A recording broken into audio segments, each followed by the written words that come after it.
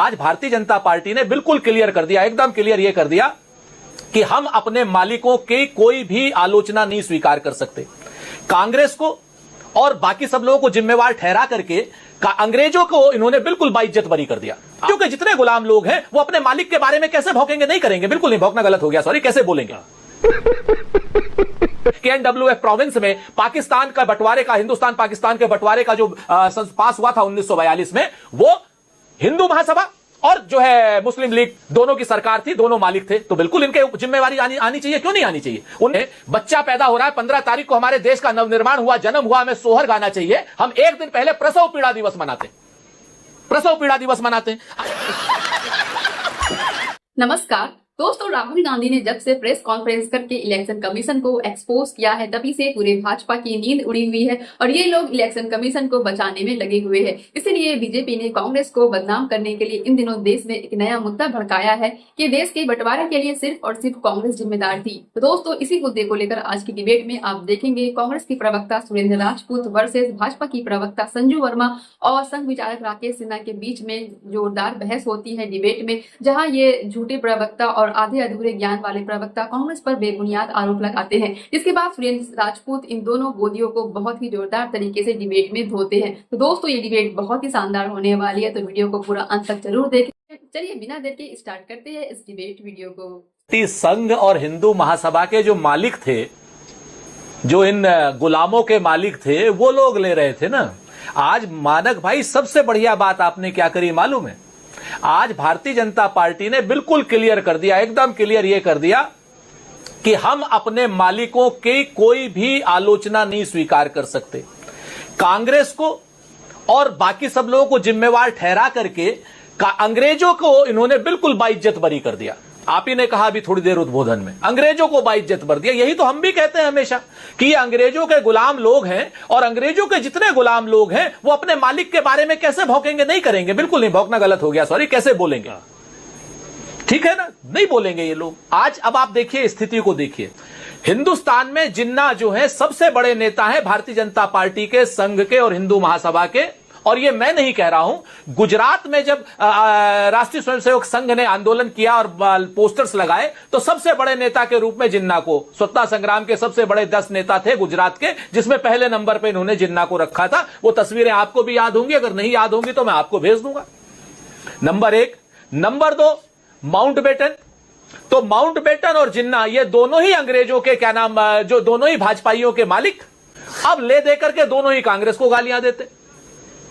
तो हम तो ऐतिहासिक सच के बारे में एक बात कहते हैं मानक भाई, कि भारतीय जनता पार्टी के नेता जितना हमारे नेताओं के बारे में झूठ बोलेंगे, हम उतना ही उनके नेताओं के बारे में सच बोलेंगे। और बिल्कुल इतिहास को पूरी तरीके से दिखाया जाना चाहिए। अब इतिहास के सच बिल्कुल वापस आ जाने चाहिए, सबके सामने आने चाहिए। और यह भी सच सामने आना चाहिए कि KNWF प्रोविंस में पाकिस्तान का बंटवारे का, हिंदुस्तान पाकिस्तान के बंटवारे का जो पास हुआ था 1942 में, वो हिंदू महासभा और जो है मुस्लिम लीग दोनों की सरकार थी, दोनों मालिक थे, तो बिल्कुल इनके जिम्मेवारी आनी चाहिए। क्यों नहीं आनी चाहिए? 1938 में हिंदू महासभा ने डॉक्टर मुंजे के नेतृत्व में एक प्रस्ताव पारित किया था कि भाई भारत और पाकिस्तान का बंटवारा होना चाहिए, हिंदू और मुसलमान साथ नहीं रह सकते। 1940 में मुस्लिम लीग ने जिन्ना के नेतृत्व में यह किया था। आप देखिए, लगातार देखिए चीजों को। 1938 में हिंदू महासभा कर रही है, 1940 में जो है अपना जिन्ना की पार्टी मुस्लिम लीग कर रही है, और 1942 में बंगाल में श्यामा प्रसाद मुखर्जी जिन्ना की पार्टी मुस्लिम लीग के उप मुख्यमंत्री बन जाते हैं। अब राकेश सिन्हा जी बैठे, चूंकि पढ़े लिखे आदमी, ये कहेंगे नहीं मुस्लिम लीग के नहीं थे, फजलुल हक के थे। हाँ। सब एक ही जैसे थे, ठीक है ना। तो सारी के सारे प्रोविंस में सरकार बनावे आप, मुस्लिम लीग के साथ जावे आप, जिन्ना को सबसे बड़ा राष्ट्र नायक गुजरात में संघ बतावे आप, और क्या नाम, विभाजन के जिम्मेवार हम। हाँ, एक चीज जरूर बिल्कुल सही है, ये मैं मानता हूं। 14 अगस्त को जो विभाजन विभीषिका दिवस मनाते हैं ना मानक भाई, ये लोग बहुत अच्छा जब से बनाते हैं, जब नरेंद्र मोदी जी बिरयानी खा के आए थे नवाज शरीफ के यहां से, उन्होंने कहा क्या किया जाए भाई, जिन्ना को तो हमें प्रेज करना है। 14 तारीख को आएंगे जिन्ना को प्रेज करने के लिए। एक चीज दोनों लोग करते हैं, कांग्रेस को गाली पाकिस्तान भी उस दिन देता है, पाकिस्तान के सारे नेता कांग्रेस को गाली देते हैं अपने आजादी के दिवस पर, और हिंदुस्तान के सारे भाजपाई कांग्रेस को गाली देते हैं 14 तारीख को। आप इस चीज को देखिए, किसी के घर में बच्चा पैदा हो रहा है, 15 तारीख को हमारे देश का नवनिर्माण हुआ, जन्म हुआ, हमें सोहर गाना चाहिए। हम एक दिन पहले प्रसव पीड़ा दिवस मनाते, प्रसव पीड़ा दिवस मनाते हैं। अब मैं आपको बताता हूं इस विभाजन के दोषी कौन कौन है। डॉक्टर मुंजे हैं, श्यामा प्रसाद मुखर्जी हैं, सावरकर हैं, जिन्ना है, इनसे हमारा कोई लेना देना नहीं। हमने तो वो विभाजन स्वीकार किया, अंग्रेजों ने दबाव डाला, भाई आजादी करनी थी, हमने तो वो विभाजन स्वीकार किया, हम इसके दोषी हैं, इस चीज को हम मानते हैं कि बिल्कुल हम जब हम थे हम ही ने। लेकिन आप हमें एक बात बताइए ना, ये लोग कहां किस खाल में छुप गए थे उस वक्त? कहां चले गए थे इनके सारे नेता, हेगड़ेवार, गोवलकर, सावरकर, क्या नाम, और श्यामा प्रसाद मुखर्जी, दीनदयाल उपाध्याय, कहां चले गए थे? विरोध किया किसी ने?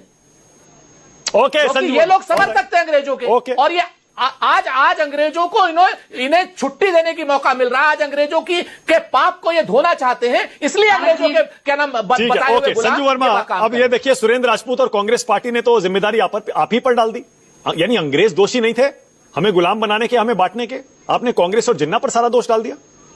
अंग्रेजों ने बस उसे इंप्लीमेंट किया, लागू किया। मानव जी, पहले तो यह बता दूं कि सुरेंद्र राजपूत लगभग 6-7 मिनट बोले। अब मुझे मेरा वक्त चाहिए, और मैं जब बोलूं तो मैं नहीं चाहती कि कोई बीच में, अरे भाई साहब, कोई बीच में टीका टिप्पणी करे। मानव जी, आपकी जिम्मेदारी है। अरे बहन जी, हम नहीं बोलेंगे आपसे, बिल्कुल नहीं बोलेंगे। चुप हो जाइए। आपने बहुत कुछ बोला, मैंने सुना, अभी आपके सुनने। अरे बहन जी, बिल्कुल चुप हैं हम, बिल्कुल चुप हैं, चिंता मत कीजिए। हाँ, चलिए, हाँ बोलिए। धन्यवाद, आपकी मेहरबानी, चुप ही रहिए थोड़ा वक्त। अभी मानव जी, पहले तो मैं जो नरेंद्र मोदी का कल का प्रधानमंत्री जी का भाषण था लाल किले की प्राचीर से, मैं कहूंगी जबरदस्त भाषण था। 103 मिनट में नरेंद्र मोदी जी ने भारत की क्या उपलब्धियां हैं, विकसित भारत की ओर हम कैसे तेज रफ्तार से बढ़ रहे हैं, समृद्ध भारत 2047 तक बन जाएगा। पर सबसे जो खूबी थी उनके भाषण की, वो ये थी कि उन्होंने पहली बार आरएसएस के 100 साल के सेलिब्रेशंस के मौके पर आरएसएस को दुनिया की सबसे बड़ी एनजीओ ठहराते हुए आरएसएस के योगदान का खुले दिल से समर्थन किया। दूसरी बात, उन्होंने डेमोग्राफिक चेंज के बारे में बात की। उन्होंने पॉपुलेशन जिहाद या डेमोग्राफिक जिहाद के शब्द का इस्तेमाल नहीं किया, पर आपके शो पर मैं हिचकिचाऊंगी नहीं। डेमोग्राफिक जिहाद एक सच्चाई है और इसको नजरअंदाज नहीं किया जा सकता। तीसरी और सबसे अहम बात, प्रधानमंत्री नरेंद्र मोदी ने लाल किले की प्राचीर से वीर सावरकर के योगदान पर भी रोशनी डाली। मुझे 2 पंक्तियां कहूंगी, 10 सेकंड दीजिए।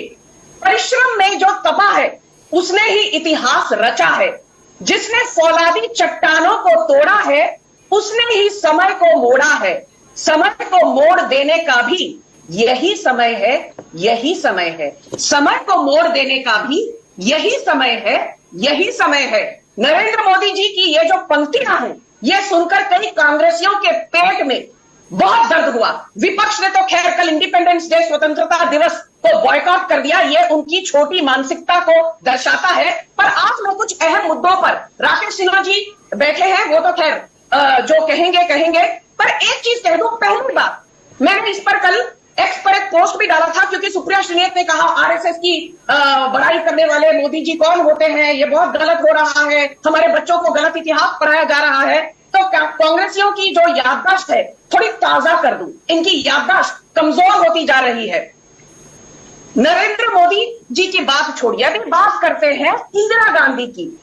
20 मई 1980 इंदिरा गांधी ने आरएसएस के उस वक्त के जो सचिव थे पंडित बाखले, उनको चिट्ठी में लिखा, वीर सावरकर्स daring defiance of British government has its own importance in the annals of our freedom movement. Veer Savarkar was a remarkable son of the nation.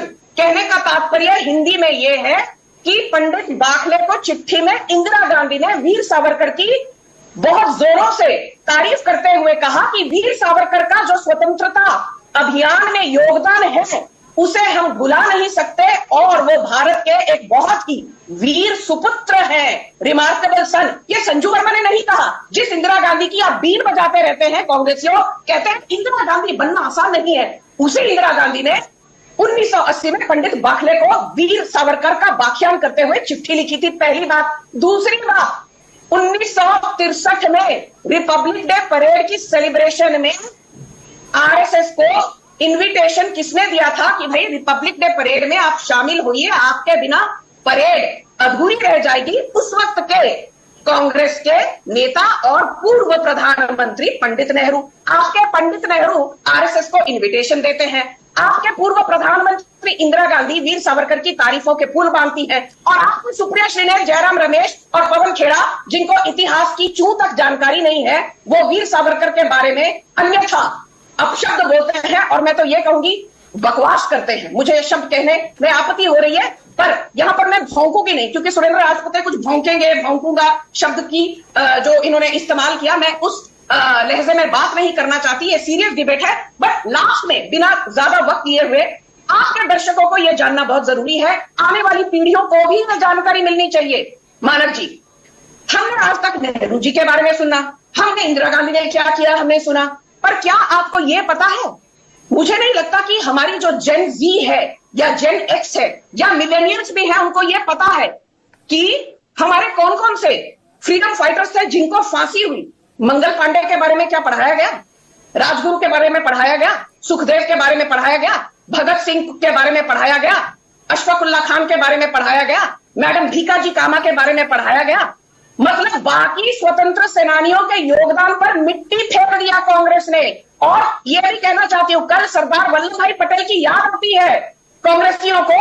अरे यही सरदार वल्लभ भाई पटेल का हमने जब स्मारक बनाया केवड़िया में 2018 में 597 फीट, लगभग 600 फीट का, तो क्या कहा था आपको याद है? राहुल गांधी, सोनिया गांधी, पवन खेड़ा, जयराम रमेश, अरे 3000 करोड़ खर्च करके सरदार पटेल का स्मारक बनाने की आखिर मोदी सरकार को जरूरत क्या थी? आज इनको पटेल याद आ रहे हैं। और लास्ट पॉइंट यह है कि 1946 में, ये संजू वर्मा नहीं कह रहे, के.आर. मलकानी पढ़िए, प्रोफेसर चिमनलाल पढ़िए, आप आर.सी. मजूमदार पढ़िए, बिपिन चंद्र पढ़िए, राधा कमल मुखर्जी पढ़िए, किसी भी इतिहासकार, रोमिला थापड़ भी पढ़िए, जो कि एंटी बीजेपी और प्रो लेफ्ट रही है। एक चीज हर किसी ने मानी है, और वो ये है कि प्रोविंशियल कांग्रेस कमिटीज कितनी थी 1946 में? 14।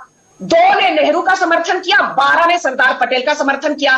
मतलब 86% कांग्रेस वर्किंग कमिटीज ने सरदार पटेल का समर्थन करते हुए कहा इन्हें प्रधानमंत्री बनना चाहिए। पर नेहरू जी ने क्या कहा? माई वे और दी हाईवे, प्रधानमंत्री तो मैं ही बनूंगा। हालांकि सिर्फ 2 प्रोविंशियल कमिटीज का समर्थन है मुझे। ठीक है, okay, Bharatiya Janata party alright, okay, शक्ति यादव।